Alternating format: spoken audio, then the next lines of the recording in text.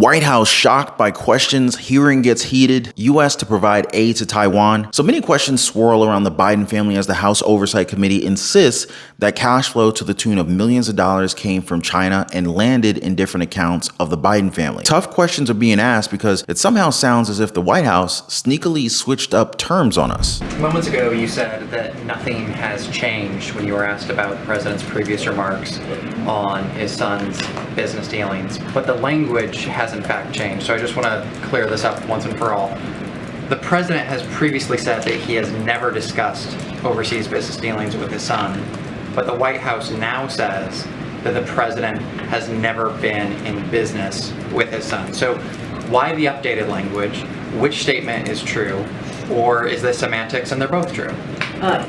As I stated on Monday, when I was asked this question multiple times, nothing has changed. Nothing has changed on this. Nothing has changed on this. And so you could ask me a million different ways on this question. Nothing has changed. The only reason I ask is because the White House and the president's circle, you know, that language does seem to be somewhat different. I didn't know if there was any distinction there. I wanted to ask, though, about Elizabeth Naftali. She's made more than a dozen visits here to the White House and met with some of the president's most senior advisors. Can you tell us a little bit more about those visits, why she was here? I would have to look into that. I've not been tracking these visits that you're mentioning to me.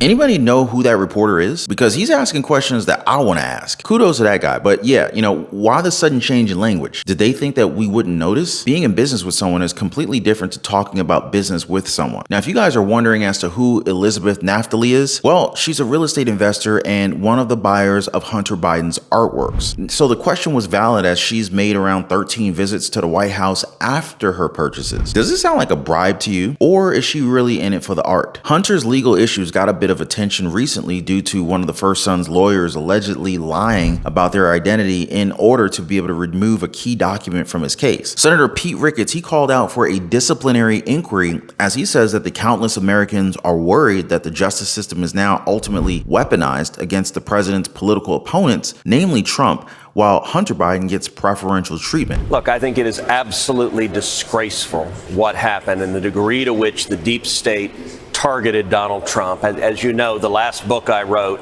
is called Justice Corrupted, How the Left Has Weaponized Our Legal System. And it walks through first how under Obama put hard partisans in the Department of Justice and the FBI and the IRS, and they weaponized the legal system to go after their enemies. Then, as Obama was leaving, those hard partisans, they burrowed into senior career positions.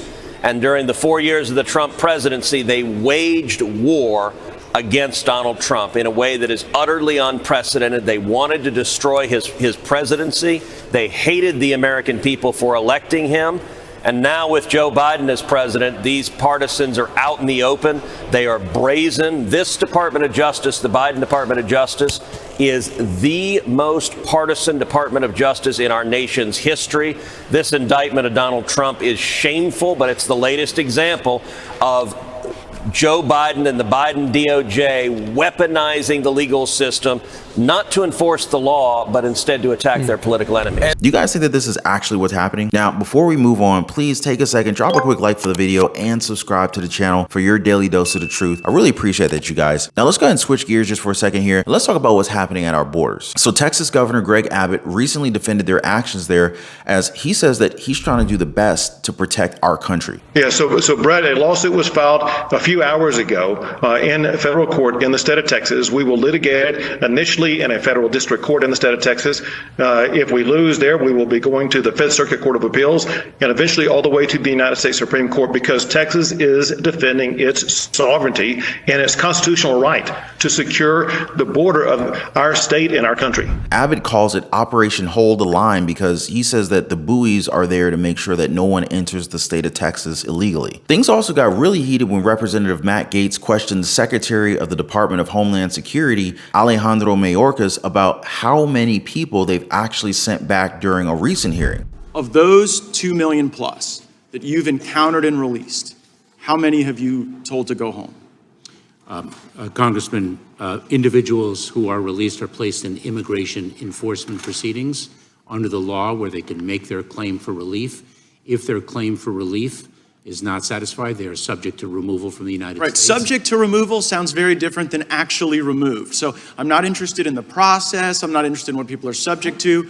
2 million people encountered and released, not the expulsions under Title 42, not the criminals. How many of those people have you deported?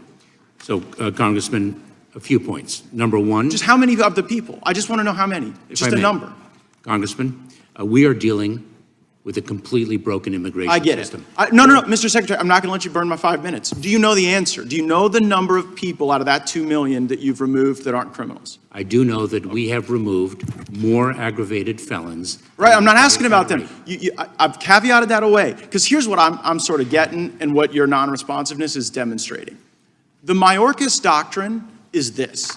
If you show up at the border and get released into the country, if you don't commit a specific aggravated felony, which, by the way, doesn't include a lot of assault and battery, doesn't include a lot of bad domestic violence, but if you're not one of the people who commit those crimes, you get to stay forever. Wow. What do you guys think of this exchange? And does Mayorkas not have the actual number of people that they've sent back home because there is no number? Well, here's a number, 345 million. And before you make any assumptions as to where this money is going, I'm going to go ahead and cut you off right there because that money is going to Taiwan. The United States has announced a weapons aid package for Taiwan worth up to $345 million US. The package is part of the 2023 budget, which allows up to $1 billion in weapons aid for Taiwan. China, which claims sovereignty over the island nation, is likely to be upset by this move. Although the details of the weapons included in the package were not publicly disclosed, it is expected to contain 4 unarmed MQ-9A drones. But this inclusion might fall through as officials are removing some of the advanced equipment that only the U.S. Air Force is allowed to access. Taiwan had previously agreed to purchase Sea Guardian drones made by General Atomics, which are slated for delivery in 2025. China sees Taiwan as its own territory and has increased military pressure on the island. Taipei, on the other hand, rejects this claim and believes that only the Taiwanese people should decide their future. The aid was approved through the Presidential Drawdown Authority, a non-emergency measure authorized by Congress. This allows the U.S. to provide security assistance to Taiwan promptly.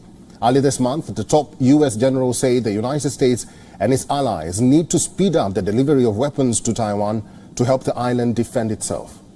Yes, folks, it's going overseas. The Biden administration is sending $345 million worth of military aid to Taiwan, even though our very own president has admitted that we're running low on munitions at home. Now, this is the first one that's being sent over there, and it may not be the last, as President Biden has made it very clear that the United States will continue to help the island if ever China invades them. Taiwan's Military of National Defense thanked the U.S. for its commitment to secure their country, and it could be due to how these weapons will be sent. You see, these arms, they're coming straight from our own current military stockpiles, which means that Taiwan won't have to wait that long to receive our weapons. But what do you guys make of this? Is this putting us as the United States at risk because we're pulling from our own stockpiles to provide to other nations overseas? Isn't it strange that we continue to just kind of burn off our own supplies, whether it's munitions, oil, cash, and we just send it over to other countries? But again, I'm gonna leave the judgment for you guys. By the way, if you own a home, make sure your home is protected. Get your free home warranty quote. There's a link in the description down below. And before I go, I just want to thank you guys so much for always dropping a like for the videos. Thank you for subscribing, and I'm gonna see y'all on the next one.